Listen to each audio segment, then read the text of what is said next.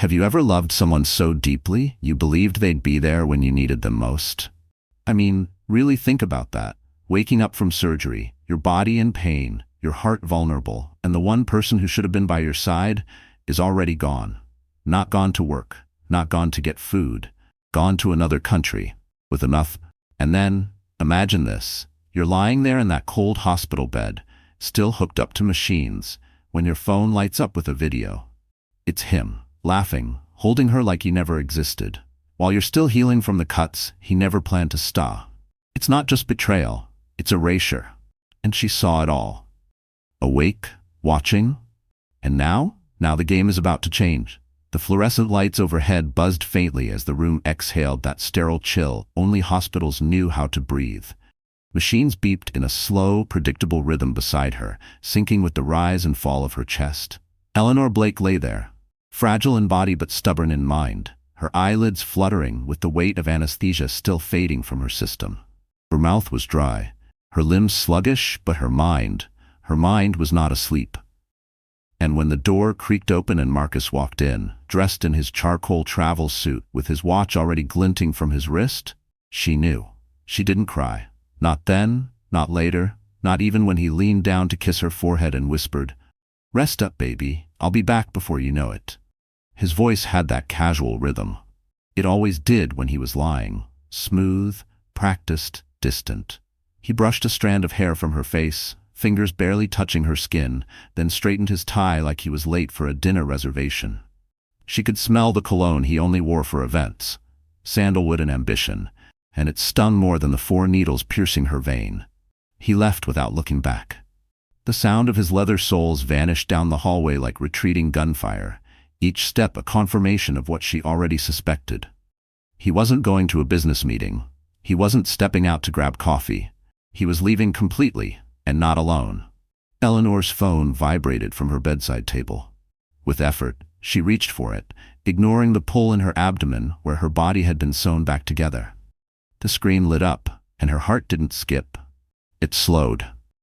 Her home screen, normally empty, now displayed a live feed from a popular Mykonos music festival. The algorithm had recommended it. Funny, really. She opened the feed. The music was deafening, even through the small speaker of her phone. Lights strobed across thousands of bodies dancing under the Aegean moon. Then, as the camera panned over the VIP balcony, the crowd screamed louder. And there he was. Marcus Langford, her husband, standing at the edge of the platform with a drink in one hand, the other wrapped tightly around a woman's waist.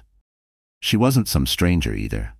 Eleanor recognized Sierra instantly, her face plastered across tabloids and social media posts, a model and influencer with a body built for attention and a hunger for fame. Sierra turned slightly, laughing at something Marcus said, and he pulled her close, burying his face in her neck. Like they'd been lovers forever. Then the camera, big, bold, and live, zoomed in, caught them in 4K, captured every inch of betrayal, and blasted it on the LED screen behind the DJ, like a public execution of vows. Sierra noticed first. Her smile faltered. Marcus followed her gaze and froze for a second. He looked directly into the lens, as if he saw Eleanor through it in her hospital bed. Eleanor blinked slowly. The pain from her surgery was dull compared to the sharp, hot twist blooming beneath her ribs. She let the phone slip to the bed. Her fingers trembled, but not from medication. He was in Mykonos with his mistress, and he thought she wouldn't find out, or worse, he didn't care if she did. A nurse came in moments later to check her vitals.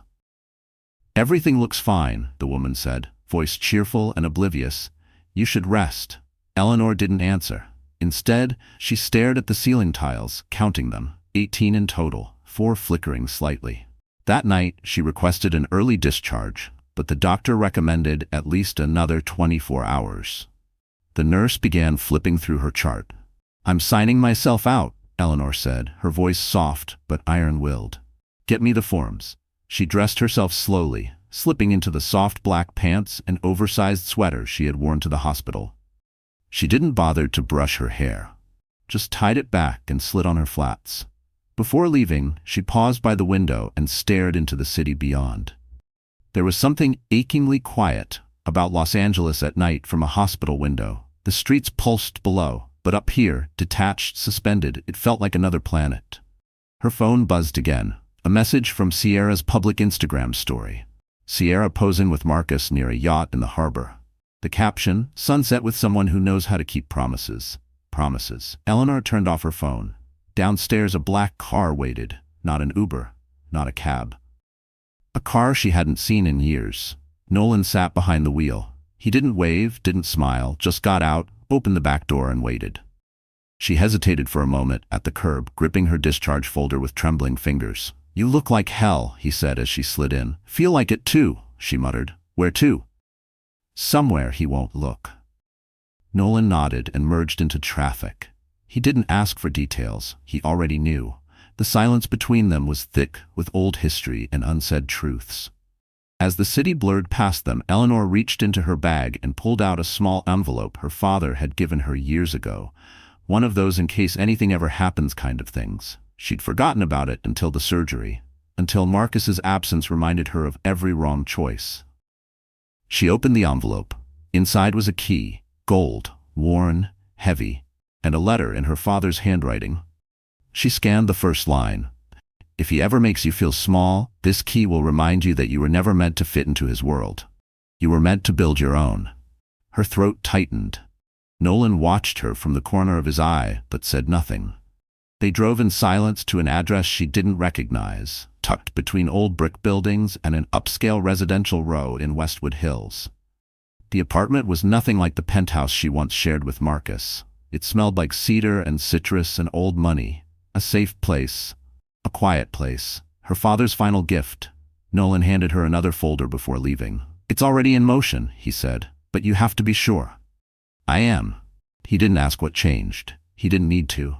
Later that night, Eleanor lay in bed with her surgical wounds still sore, her emotions raw, her mind sharp as a scalpel. She opened her laptop, searched for every article, post, and tag Sierra had ever been linked to, cross-referenced Marcus's financial dealings, looked for the gaps, those blind spots she used to cover for him without hesitation. Not this time. This time, she wasn't the silent partner. She was the spark. And somewhere above the Aegean Sea, on a yacht dancing with laughter and excess, Marcus Langford had no idea that the woman he left in a hospital bed had just made her first move. He thought he'd kissed her goodbye, but all he did was give her time to plan.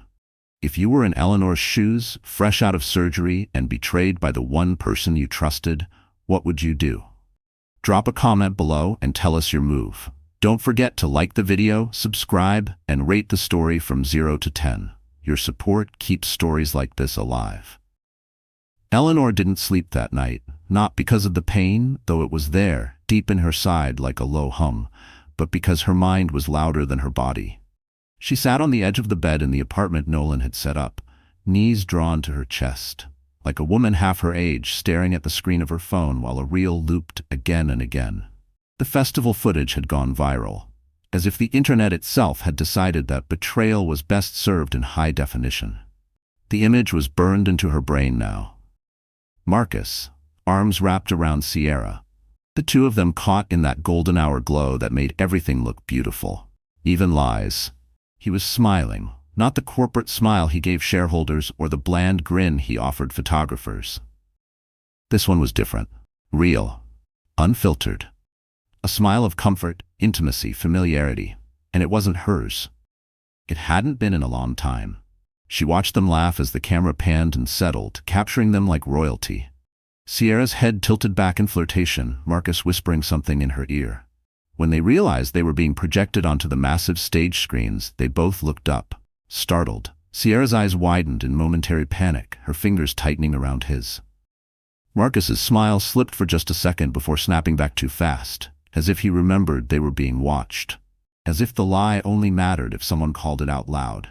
Eleanor pressed pause and zoomed in. It wasn't just the moment, it was what it represented. He didn't stumble into this. He didn't get caught. He chose this. He chose to be public, loud. He didn't mind who saw, and that, more than anything, made her sick.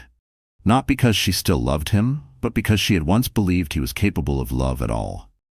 Outside, the city slept, but inside, Eleanor was wide awake. In the morning, Nolan arrived with a bag of groceries and a copy of a local paper. No headlines about Marcus, not yet, but his face would make it eventually. Viral clips didn't stay underground for long. The public loved a scandal. And a millionaire dancing with his mistress while his wife recovered from surgery was exactly the kind of tale people couldn't resist. Eleanor took the paper and skimmed the headlines, then folded it neatly and set it aside. "Where are we with the documents?" she asked. Nolan raised an eyebrow. "Good morning to you too?" She stared at him. He sighed, placing the bag on the kitchen counter. "They're in motion. You'll get full digital access by the end of the day. I've got Westbridge's legal counsel on standby, and the shell entities your father created, still airtight. Logan, that's Marcus's CFO. He won't see them coming. They've been buried deep for years. Almost elegant, really." Eleanor didn't smile. "How much do I control right now?" "Directly." Nolan leaned on the counter, scanning the list on his phone. 6 properties through holding companies, partial control of the Langford Urban Development Fund, and 2 real estate trusts he's using for upcoming projects in Dubai and Prague. But that's just what's already signed. Once the other releases come through, you'll be in a position to influence his liquidity. He paused. "So he'll feel it, like stepping into an empty pool." Eleanor nodded, staring past him at nothing. Later that day, while Nolan handled logistics, Eleanor went online, not to post, not to scroll, but to study. She followed every thread, every tag Sierra had ever appeared in.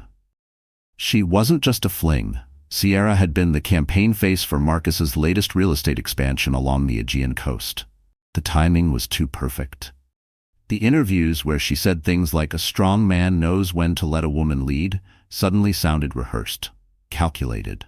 Sierra had a brand, and that brand was currently built on being the new queen beside the millionaire. But even queens were disposable when the crown slipped. Eleanor leaned back on the couch, the laptop screen glowing across her tired features. She didn't hate Sierra. That would have been too easy. Sierra was a symptom, not the disease. Marcus had written this ending long before Sierra arrived. She was just the mirror that reflected the rot. He'd been trying to decorate it. The intercom buzzed. Delivery. Nolan opened the door and returned with a sealed envelope. Thin, pristine, no return address. Eleanor took it, heart pounding before she even knew why. She didn't recognize the handwriting, but the contents made her stomach turn. Inside was a printout, a still image from Sierra's story post. Her and Marcus, posing on a yacht with the sunset behind them. Caption: "My empire, my man, my weekend." Eleanor held it in her hands like a postcard from another planet. The date and time, the night of her surgery, not a coincidence. Nolan looked over her shoulder and exhaled. "They're really pushing it, aren't they?" "No," Eleanor said, folding the photo. "They're flaunting it. That's different." That evening, she called an old friend, Celeste, a journalist she hadn't spoken to in years. The kind of woman who always claimed to be off record even when she wasn't. They'd met once in Rome during a sustainability gala, and Celeste had always liked Eleanor more than she ever liked Marcus. When Eleanor's name popped up on her screen, Celeste answered on the first ring. "Well, this is unexpected." "Do you still freelance for Civitas Style?" Eleanor asked, skipping pleasantries. "I do, but I thought you hated them." "I do. You sound different." "I am." There was a pause, then Celeste's tone shifted. "What do you need?" "Just a story," Eleanor said. "Something real. Quiet. No names, just a whisper. I want people to start asking where I went, not because I'm missing, because I'm building something." Celeste chuckled. "Now that's a headline." "No headline," Eleanor said. "Not yet." By midnight, the article was live. A blind item. No names, no locations, just a story of a woman whose husband left her at her weakest moment for another life overseas, and how she quietly reclaimed what he thought he owned. It wasn't revenge porn. It was elegance. Subtle, sharp. The comments exploded. "Is this real? I bet I know who this is about. Whoever she is, I'm rooting for her." Eleanor closed the laptop and stared at the dark screen. Her reflection stared back. Tired, still healing, but undeniably present. She whispered, more to herself than anyone else, "Let's see if he notices." And he did. The next morning, across the Atlantic, Marcus stood on the terrace of their Mykonos villa, sipping espresso and scrolling through his phone. Sierra was still asleep, tangled in white sheets, her bare back to the door. He leaned on the railing, watching the waves curl against the sand, but something in his gut twisted. Something small. It started with a text from his assistant. "Have you seen the article going around?" He ignored it. Then another ping. You should call Nolan. Something's happening. His phone buzzed again. This time an alert from his private portfolio. A minor shift. A transfer pending. Not enough to set off alarms, but enough to make him furrow his brow. He glanced over his shoulder. Sierra stirred, mumbling something in her sleep. He turned back to his phone. Opened the article. Read it. Didn't react at first, just stared.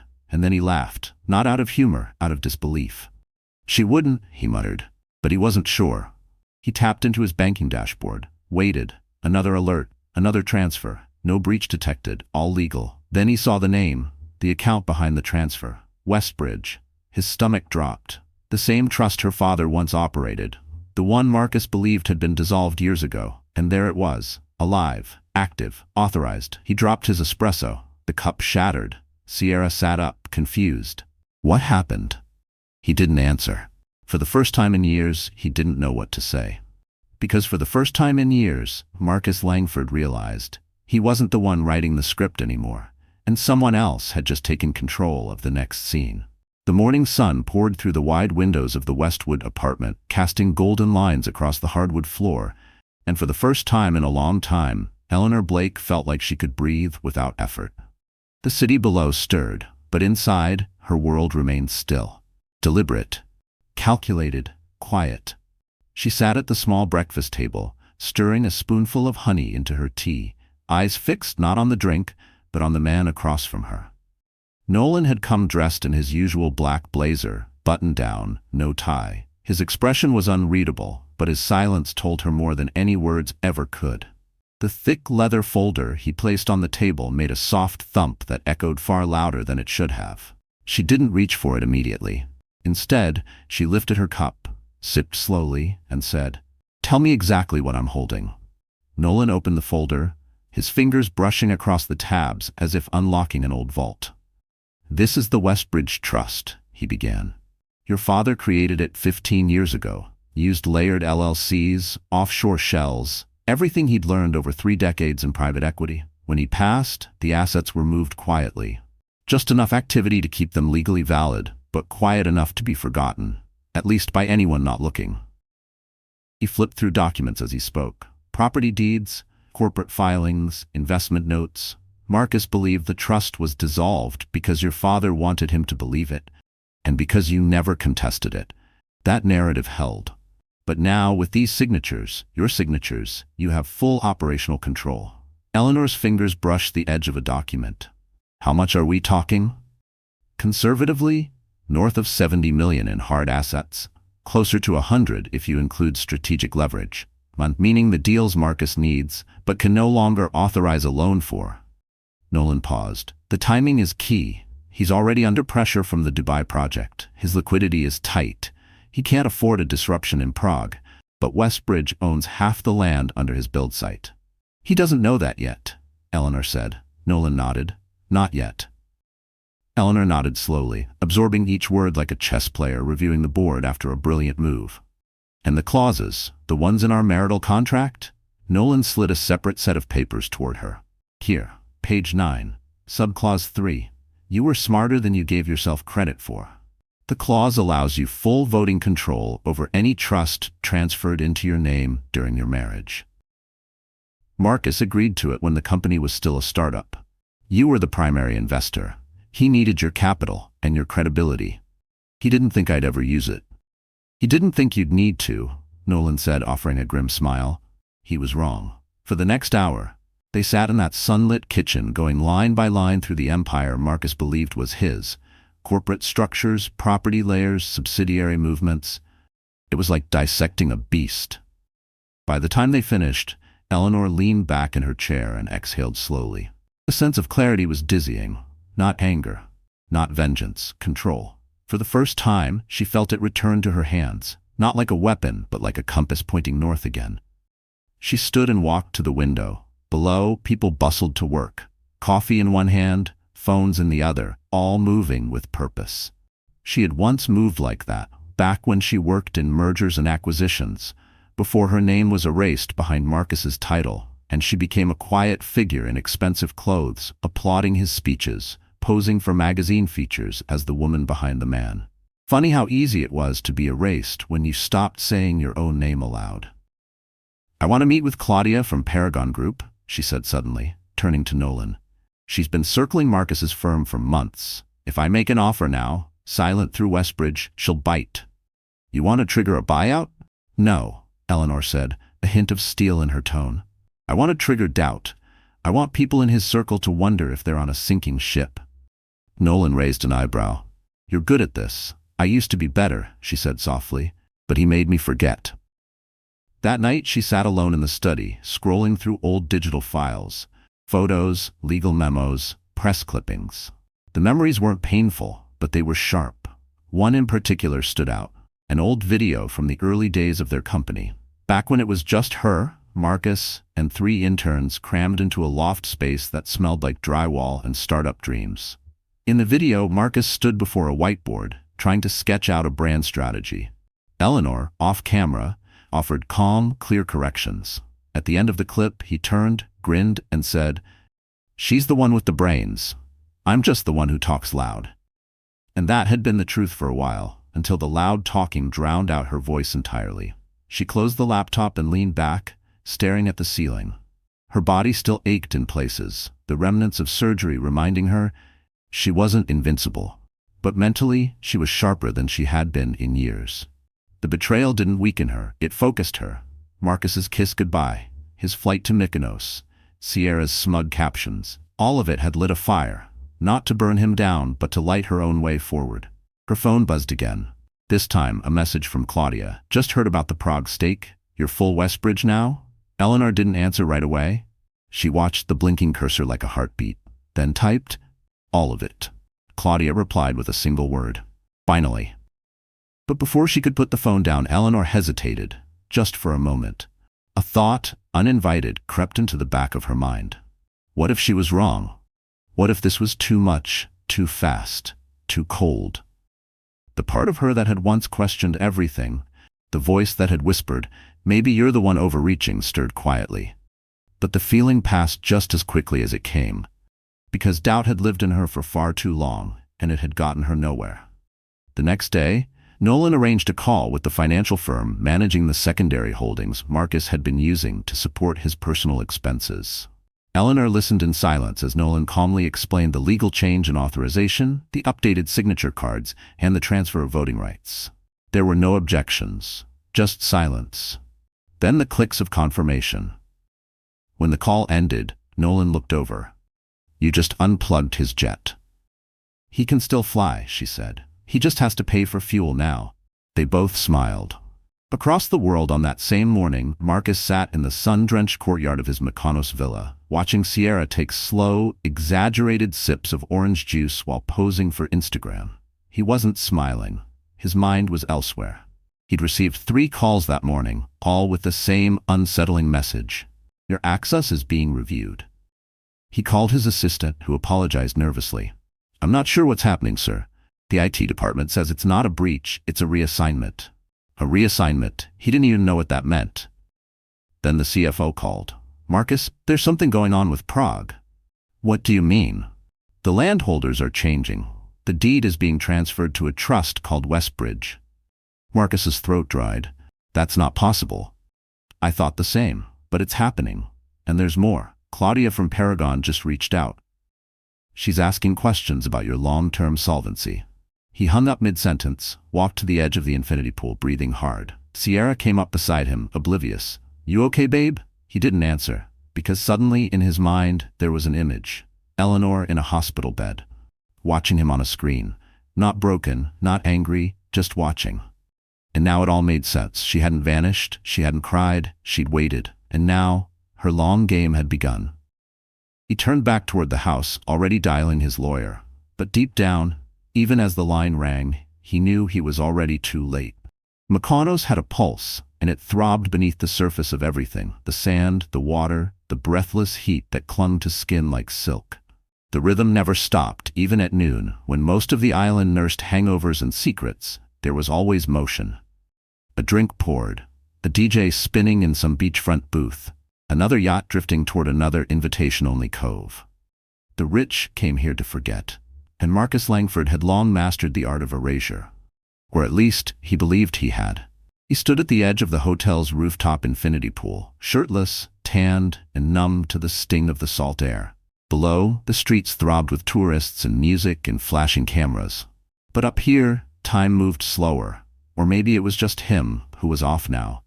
Sierra was in the lounge chair, legs crossed, sunglasses oversized, her phone glowing in her hands as she flipped through posts and stories. Each new notification feeding her like oxygen. She didn't sense the shift in the air. Not yet. She still believed they were untouchable. She still thought this trip was a celebration. Marcus had told her as much, that he'd closed 2 international deals, that everything was fine, that his wife was recovering just fine, and that this weekend was his reward for a season of stress. But even as he toasted her last night, even as he pressed his lips to her neck while they danced on the yacht beneath bursts of fireworks, something inside him had changed. A chill, a tremor in his gut, like someone had whispered something terrible just behind his ear. It wasn't the article. He'd convinced himself that was just gossip. Maybe even an old tale, dusted off by a bored writer. But it had planted a seed, and by morning it had grown into full-blown unease. Things were being rearranged, moved under his feet. He'd called the Dubai office again. No answers. His attorney in New York said she was reviewing documents and couldn't comment, yet. Claudia still hadn't returned his messages. And Sierra, radiant Sierra, was still taking selfies. He pulled his phone from the table, thumbed through messages, and opened his banking app again. This time the access loaded slower than usual. Delays. Another red flag. When it finally opened, there it was. Another small asset freeze. Not a bank-wide hold. Not enough to scream fraud, but enough to scream strategy. Someone was closing doors before he could step through them. A push notification appeared. Live now, Sunrise Electronic Festival, main stage. He tapped it instinctively. Not because he cared about the event, but because he knew they would be there. The cameras always found them. The rich, the beautiful, the loud. The screen lit up in neon strobe. Drones zipped overhead, capturing wide shots of thousands packed shoulder to shoulder beneath a pinkening sky. Bass thumped, bodies swayed. The headliner screamed something into the mic, and the crowd answered like a single beast. It looked like chaos. It looked like freedom. And then, there he was, himself. The camera zoomed in without warning. The screen caught his own face in 4K, and Sierra's. Just behind him. Her arms wrapped loosely around his waist, their bodies moving together to the beat. He watched himself turn, whisper something into her ear. She laughed. He kissed her temple. It was intimate, comfortable. Too comfortable. The kind of moment that shouldn't have belonged to anyone but a wife. The kind of moment that told a story before words could. And then, as the drone feed broadcasted that image to the LED wall at the festival, stretching across the horizon, people cheered, then gasped, then laughed. Because recognition moved faster than shame. Sierra noticed first. Her head snapped up to the screen, her smile faltering. She looked at herself, at him, at what they were. Marcus followed her gaze. And for a moment, time stilled.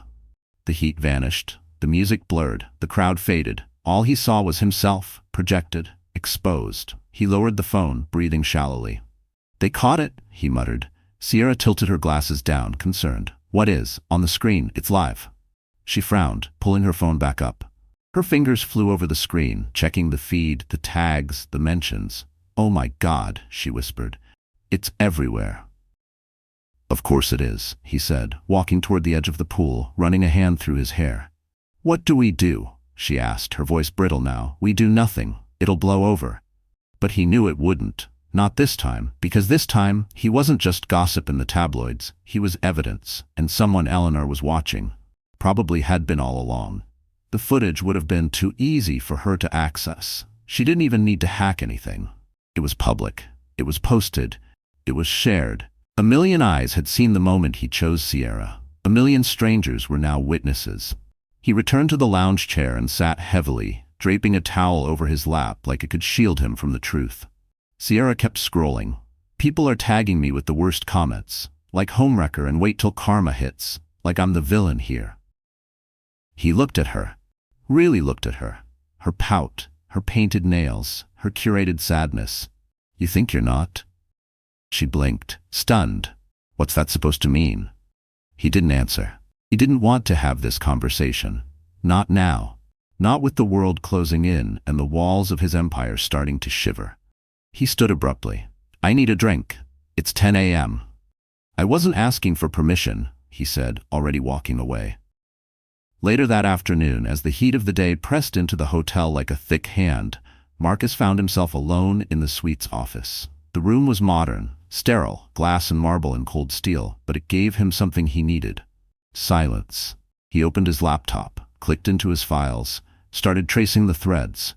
Westbridge kept appearing. The name was everywhere now, connected to properties, investments, funds.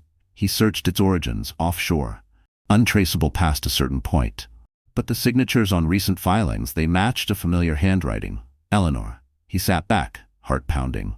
She hadn't just walked away. She'd been preparing.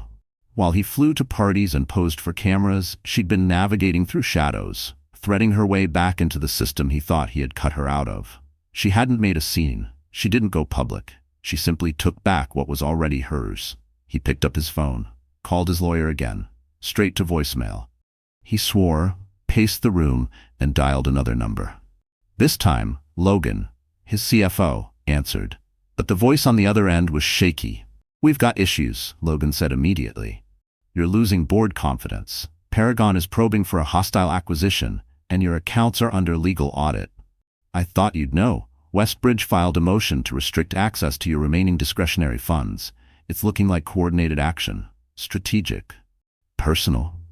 Marcus stared at the wall. "Marcus?" Logan said. He didn't respond. "Do you know who's behind it?" He hung up. Outside, the music started again. A new wave of tourists cheered from the pool below. Life, as far as they could see, was a paradise. But up here, behind the tinted windows and a facade of wealth, everything was cracking. He turned off the laptop, walked into the bedroom. Sierra looked up from her phone. "Are we going to the beach party tonight?" "No," he said. "Why not?" "Because we need to disappear for a bit." She sat up straighter. "Disappear?" "I need to fix something," he said. "Is this about your wife?" The word hit him harder than he expected. Wife. Still legally true, still emotionally volatile. He clenched his jaw.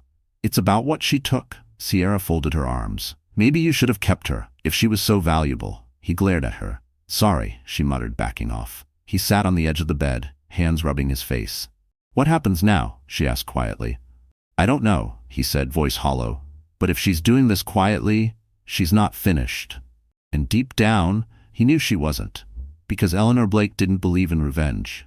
She believed in correction, and she was just getting started. The storm didn't come all at once. It started with small gusts. Rumors drifting through the Westwood elite like leaves stirred by wind. Whispers passed in gallery openings, investor brunches, and those sterile boardrooms that smelled like leather and calculation. Whispers that the Langford portfolio had sprung a leak. Not the kind that sinks a ship overnight, but the kind that signals, this ship is no longer unsinkable. And Eleanor heard every word.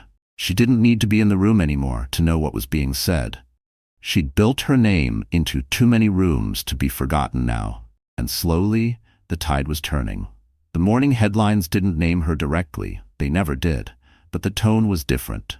Sources close to the Langford firm report internal restructuring. New players rumored to be circling weakened assets.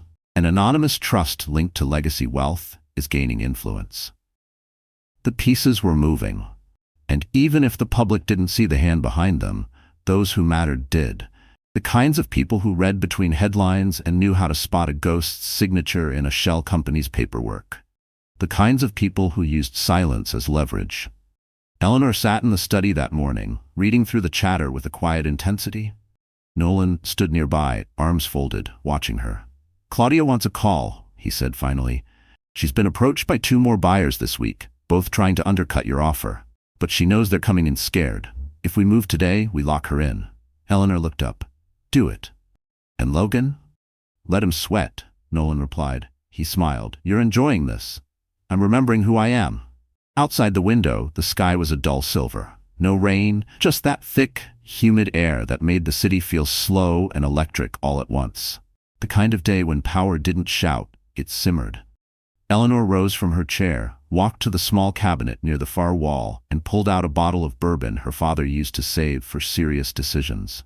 She poured one finger's worth. No more. Not to celebrate, just to mark the moment.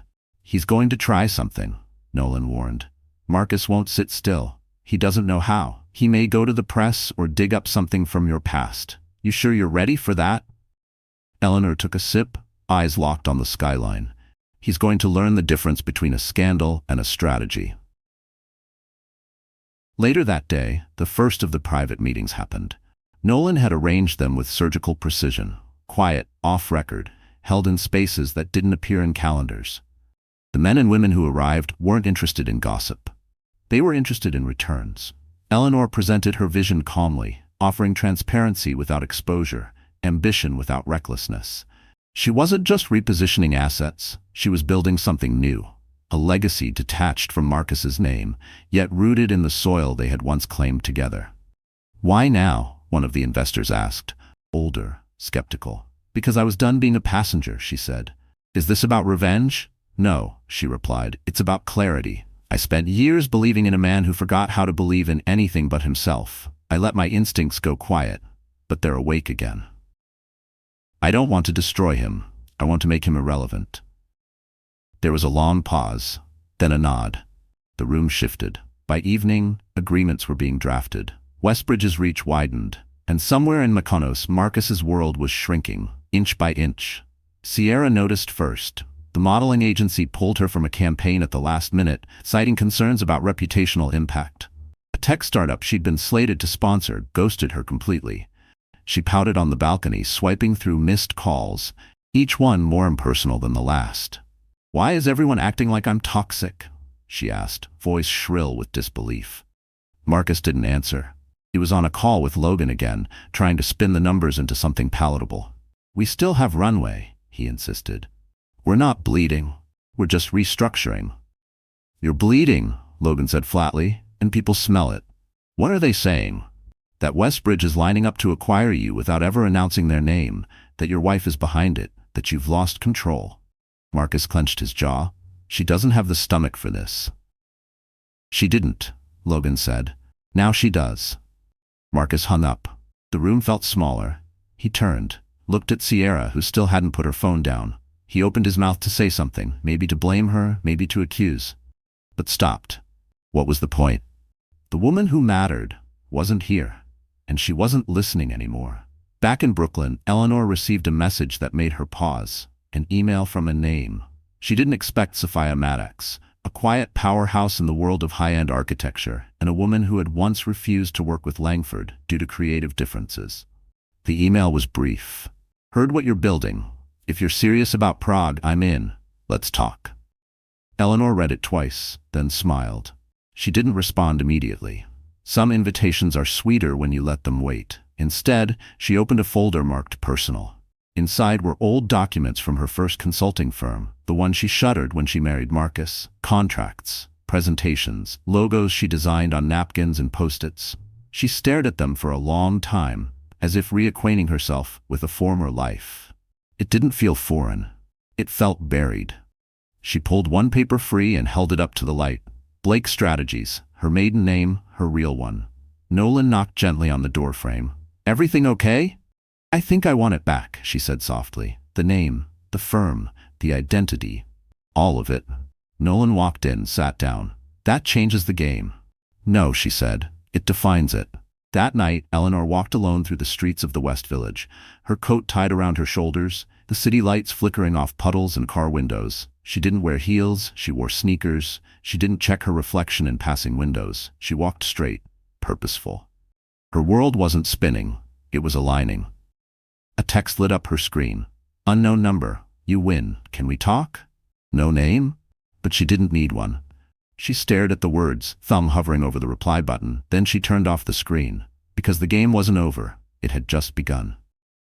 The invitation came 2 days later in the form of a cream-colored envelope slid beneath her door. Hand-delivered. No stamp, no return address. Eleanor recognized the handwriting instantly, even before she opened it. Marcus had always written with purpose. Each letter deliberate, like his signature wasn't just a name, but a statement. She held the envelope in her hand for a long time before tearing it open. The note inside was brief, like he couldn't bring himself to say too much. Or maybe because he knew she wouldn't tolerate more than a few sentences from him. It read, "Dinner. Just us. 1 hour. The Westbridge Suite 1903. There was no apology, no question, no attempt at warmth, just instructions. As if he still thought he could summon her like before. She didn't answer, didn't text, didn't call. But when the hour came, she went, not because she wanted to see him, but because she needed to know how much of him was left. Not the man she married, he died long ago, but the illusion she once believed in. She arrived at the Westbridge in a black dress and low heels. No jewelry, no makeup beyond eyeliner and balm. There was power and simplicity. And tonight, Eleanor didn't want to distract from her presence. She wanted him to feel it. The elevator doors opened onto the penthouse floor. Suite 1903 loomed at the end of the hall, soft light spilling from the crack beneath the door. She knocked once. It opened immediately. Marcus stood there, still in the tailored style he'd always preferred. Dark slacks, open collar, sleeves rolled up. The kind of man who tried to look undone while still being perfectly calculated. He looked older, not by years, but by weight. There were shadows under his eyes. His jaw was tight. He stepped aside to let her in without a word. The suite was quiet. Candles flickered along the table where dinner waited. Steak, asparagus, something expensive. She didn't care to identify. 2 glasses of red wine already poured. A playlist she used to love played faintly from hidden speakers. All of it orchestrated. All of it false. "You came," he said finally. She walked past him, didn't sit. "What do you want to talk?" "You could have called. You wouldn't have answered." She turned to face him, arms crossed. "You're right. I wouldn't have." He exhaled, ran a hand through his hair, took a slow sip of wine. "This doesn't have to be war, Eleanor. Then you shouldn't have started one." He flinched slightly, not visibly, but enough for her to see it in the flicker of his eyes. "I made mistakes," he admitted.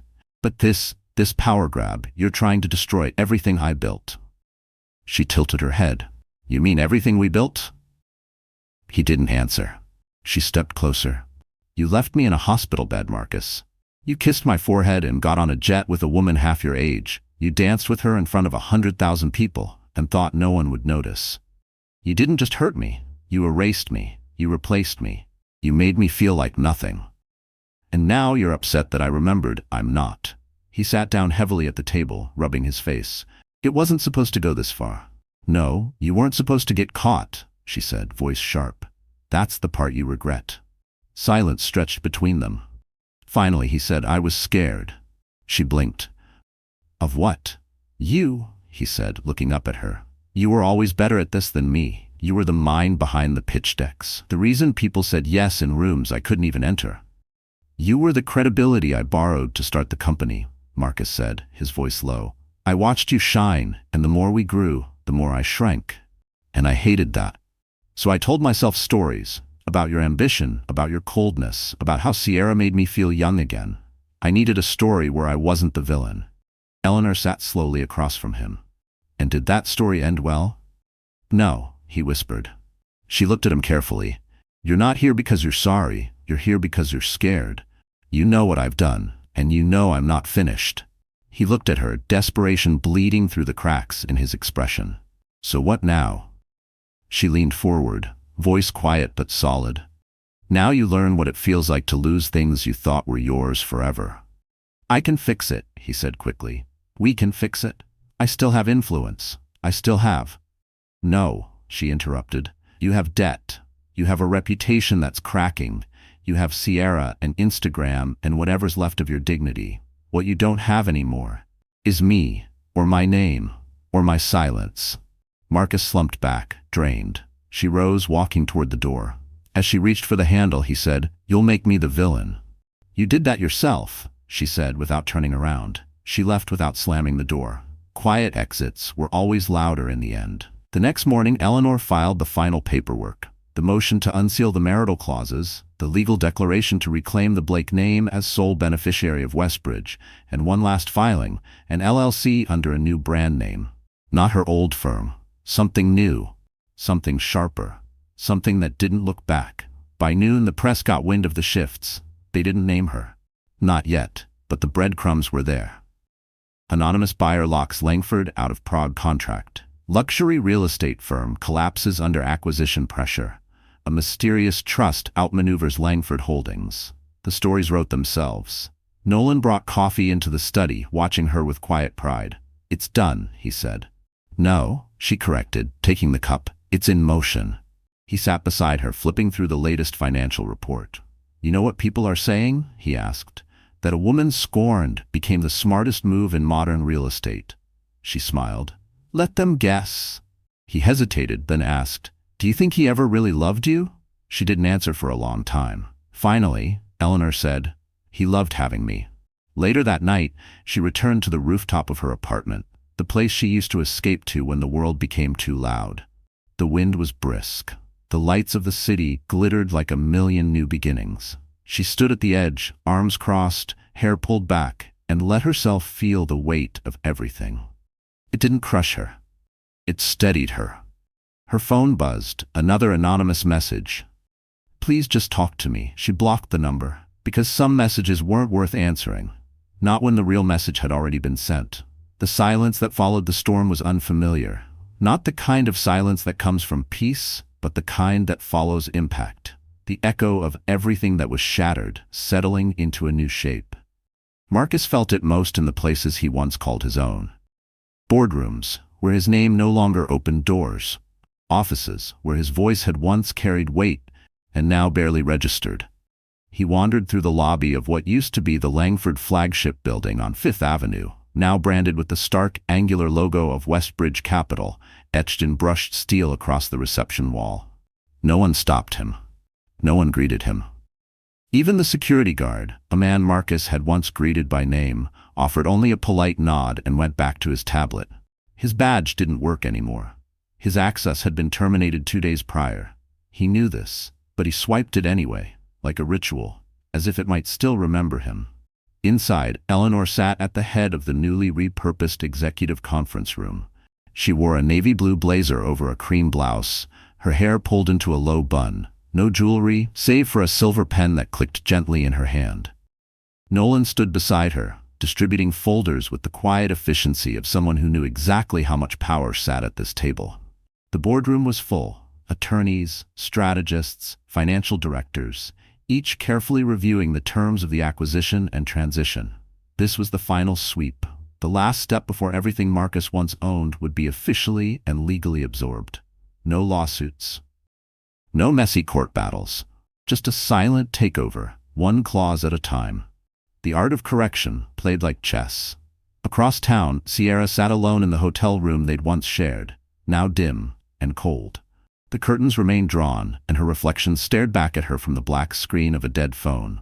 The brand offers were gone, the invites had dried up. She wasn't scandalous anymore, just pitiful. Her agent had stopped responding to texts. The last headline that mentioned her name was 2 days old, and it was a meme, from yacht to forgotten. The mistress with nowhere to land. Marcus hadn't come back last night, hadn't texted, hadn't called. She suspected, maybe hoped, he was meeting with Eleanor, that they were reconciling, that there was still something left for him to salvage. But deep down, she knew better. The part of him that once leaned on her, the impulsive, uncertain part, was unraveling fast. Back at Alderbridge Holdings, Amelia Dawson rose slowly from her seat and walked to the expansive floor-to-ceiling windows. The city stretched below, chaotic, dazzling, unpredictable. But to her, it felt unfamiliar in a familiar way. Like something she had finally stepped into, not as a passenger but as the one steering. Not because she had taken revenge, but because she had reclaimed her voice. Her choice to stay present, to not vanish when it would have been easier, was what changed everything. There was a knock. Light, intentional. Theo stepped out briefly and returned with a look that said everything before he even spoke. "He's downstairs," he said simply. Amelia didn't respond right away. She tapped the glass once, eyes steady on the sidewalk below. "Did he ask to come up?" she asked. "No, just standing there, watching." She allowed herself a faint, almost imperceptible smile. "Let him." Theo gave a nod. Down on the sidewalk, Aaron Bennett stood beneath the shadow of the building that had once carried his name on the signage, 6 bold letters etched in steel. His coat was gray, collar pulled high against the Manhattan wind. No cufflinks, no watch, no pocket square. Just him, plain, raw, and far older than he had looked even weeks ago. Not because of time, but because of what had unraveled since. Gone was the confident tilt of his shoulders. In its place was a man who no longer believed he could fake certainty. He hadn't come to make amends. He didn't have the strength for that. Maybe he came to understand what had been built in his absence. Maybe he thought there'd be some small piece of it that still had space for him. Then his phone buzzed. No sender, just one clip. He tapped it. The drone footage. Again. Ibiza. Him and Sienna. Laughing, swaying, arms around each other as the light sliced the night in pulsing beams of color. It looked carefree. It looked curated. But this time, the clip didn't end with that moment. It cut to the hospital. The security cam footage, grainy, raw, Amelia, awake, watching. Not just watching the screen, but watching him. His knees weakened. It wasn't the video. It was the realization. She had known the entire time, and still, no explosion, no confrontation, just a silent shift, a calm execution. She had watched, she had waited, and then she had moved. Inside the tower, Amelia turned from the window and walked back to the table. "Let's finalize the Prague file," she said evenly. "The press wants a statement by morning." "Do you want to lead with the divorce?" Theo asked. "No," she said without pause. "That part's not news. That part's history." The room moved with precision. Papers turned, pens clicked, signatures looped across final contracts. The final nail in what had once been Aaron's empire was now an elegant legal formality. That evening, Amelia returned to her apartment. It was still calm in its silence. She poured herself a glass of wine, kicked off her shoes, and walked barefoot through the room, pausing briefly at the bookshelf, where she kept framed photos. She didn't take any of them down. Not out of nostalgia, but because there was no need to erase what had already been outgrown. The photos weren't false. They were just moments, pages from a book she no longer read aloud. That morning, she had received a small box, her new stationery. She opened it now. Crisp white cards, thick and smooth, embossed with simple black ink at the top. Amelia Dawson, founder. No logo, no ornamentation, no tagline, just the truth. Her phone buzzed again. A message from Claudia. "Prague's press conference is scheduled. Do you want the headline to spotlight Alderbridge's acquisition or your new firm?" Amelia typed back, "Neither." Then, after a pause, "Make the headline about the land.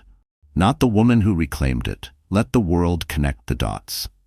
Claudia responded with a single salute emoji. She left the phone on the counter and walked toward the open window.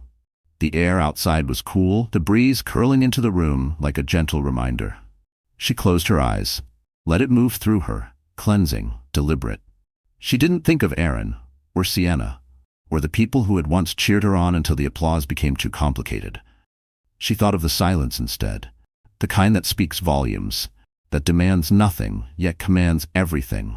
And in that silence, with New York spinning beyond the glass and her presence echoing through the empire he had once claimed, Amelia Dawson smiled, because now he knew what she once did. The hollow devastation of being invisible. But this time, he was the one fading. It was quiet in the hospital corridor, not the sharp, sterile hush of antiseptic and dread. This was something more intimate, delicate, the hush of closure. Room 317 still smelled faintly of antiseptic and the lavender balm the nurses used on their gloves. The bed was freshly made, but untouched. The machines had been removed. No beeping, no charts, no wires. Just soft sunlight through tilted blinds, casting golden stripes across the floor like punctuation at the end of a sentence. Amelia stood in the middle of the room, alone, looking at the place where she had once laid, stitched, swollen, abandoned without warning. The nurses had let her in early, before visiting hours, before the rhythm of the hospital caught up with its purpose. She hadn't asked for the exception, but they had given it anyway. Maybe they'd read the article. Maybe they simply remembered her. Or maybe it was something in the way she entered, silent, composed, with eyes that carried the weight of endings and the grace of survival. Amelia lowered herself slowly into the chair beside the bed. The same chair that had been empty the morning she'd awoken after surgery. She remembered looking toward it on instinct, expecting to see Aaron slumped there, half asleep, her hand in his, just like she had once held his after his rotator cuff procedure. But it had been empty. No jacket tossed over the back, no lukewarm coffee on the windowsill, just stillness, just abandonment. That moment hadn't broken her, it had sharpened her. Not because he left, but because she realized then, with a clarity that stung sharper than any scalpel, that he had never meant to stay. He'd been waiting for an exit, and the hospital had been the excuse he needed. Her fingers moved along the cool metal of the armrest. She remembered the ache, not just in her body but in her chest, the kind that came not from incisions or anesthesia, but from understanding that the ending had begun long before she was willing to name it. He had kissed her forehead. She remembered that too.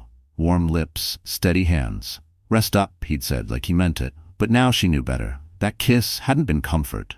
It had been goodbye, a silent, selfish one. He didn't expect her to wake up alone. He didn't expect her to wake up changed. But she had. Across the city, Aaron sat in what remained of the penthouse. The electricity had been cut that morning. Final invoice paid. The furnishings had been picked off through quiet listings. Art sold to private collectors, the cellar emptied. The space now was hollow, a half-packed suitcase, a coat draped over a crate, and that peculiar echo of a once-lived life bouncing off cold walls. Sienna hadn't stayed. She left the week prior, after her last campaign deal collapsed. She hadn't said goodbye, only left a note near the sink that read, "I can't live in your aftermath." He hadn't chased her. He couldn't even blame her. By the window, he opened the last bottle of scotch, gifted by Amelia, back when he'd sealed his first London deal. The label had faded, the cork still tight. He poured a glass. It didn't taste like success. It tasted like regret. His phone lay next to him. He scrolled until he found her name. Amelia Dawson. No longer Amelia Hale. She'd reverted weeks ago, quietly, officially. One more footnote in a corporate bulletin. One more LinkedIn update. He stared at the message icon. He'd written to her before, some sent, most deleted, all unanswered. This time, his thumbs hovered, then typed, "I don't expect a reply. I just need you to know I saw the footage, the hospital. I didn't know, I swear. I didn't know you were watching." He paused, then added, "If I could undo anything, I wouldn't have boarded that plane." But he never hit send. Back in the quiet of room 317, Amelia placed a sealed envelope on the pillow. Inside, a single photograph. Italy. Taken years ago. Aaron had captured it without her noticing. She was laughing, hair tossed by the wind, one hand outstretched toward a flight of pigeons taking off. There was no performance in her posture, no polish, just joy, just breath, just life. She left no note inside, only the image. Let it speak, let it echo. Amelia turned and walked out of the room. The nurse at the front desk glanced up, offering a soft, knowing nod. "You okay?" she asked gently. Amelia nodded. "I think so." She stepped outside, the autumn air brushing against her skin like an old friend. The city around her had already shaken off its sleep. Taxis honking, cyclists weaving through lanes, voices shouting into phones, but she didn't rush. She moved slow, deliberate, unhurried. Her phone buzzed in her coat pocket. A message from Theo. The Prague contract had closed. Alderbridge's acquisition had doubled in valuation. Carter Strategies had just signed its first 3 clients. She replied with a single thumbs-up emoji, nothing else. Then turned her phone off. There was peace in not being reachable, in not being watched, summoned, or expected. That afternoon, she returned to the brownstone. The air inside still smelled faintly of cedar and early rain. She brewed a cup of tea, dropped the needle on a worn Miles Davis vinyl, and curled into the corner of the sofa with a book she had never finished. The last chapter had been marked for years, pages yellowing, the corner gently folded like a promise waiting to be kept. She read slowly, steady sips between lines, letting the words sink. When she reached the final page, she didn't cry. She didn't sigh. She closed the book with quiet finality, returned it to its shelf, then walked to the window and stood, watching the light stretch and fade across the wood floor. Outside, the world didn't pause, but inside her, there was stillness. Later that night, beneath a high silver moon, she stepped onto the balcony, lit a single candle, and let the flame flicker against the evening wind. She didn't make a wish. She didn't whisper to the stars. She just breathed. She didn't need closure. She was the closure. And miles away in a borrowed flat, Aaron stared at a blank ceiling. The silence was thick, but it wasn't sleep that evaded him. It was memory. Those 4 words, "Rest up," he had said, but he was the one who never did. So the story has ended, our wonderful friends. Are you still here, still reading, still feeling this with us? If you are, then maybe, just maybe, this story echoed something in your own heart. You see, Eleanor's journey wasn't about revenge or destruction. It was about remembering, about reclaiming the parts of ourselves that we sometimes give away too easily, to love, to comfort, to people who promise they'll stay. Maybe you've been there too. Maybe you felt that quiet sting of being forgotten, of someone walking away not with drama, but with the soft cruelty of silence. But Eleanor didn't collapse. She rose. Slowly, quietly, intentionally. She didn't need to shout or break things to prove her worth. She just had to remember who she was before the forgetting began. And that's something all of us can carry with us. Healing isn't loud. Growth isn't always pretty. Sometimes it's just one hard decision after another, until you're standing in the middle of your own life again. Steady. As the heterodox quote says, you will lose people, you will lose things, but the worst loss is the version of yourself you abandoned to keep them. Eleanor didn't get that version back by chance. She chose it. She fought for it. So if you're in the thick of your own storm, hear this. You're not erased. You're not done. You are allowed to start again, not from scratch, but from experience, from strength, from clarity. If this story made you feel something, if it helped you see yourself even a little clearer, please like, share, and subscribe. Someone else might need this reminder too. You never know whose heart you're helping light back up, just by passing a message forward. Thanks for staying. Thanks for feeling this with us. Now go stand in your story, with all the quiet power it deserves.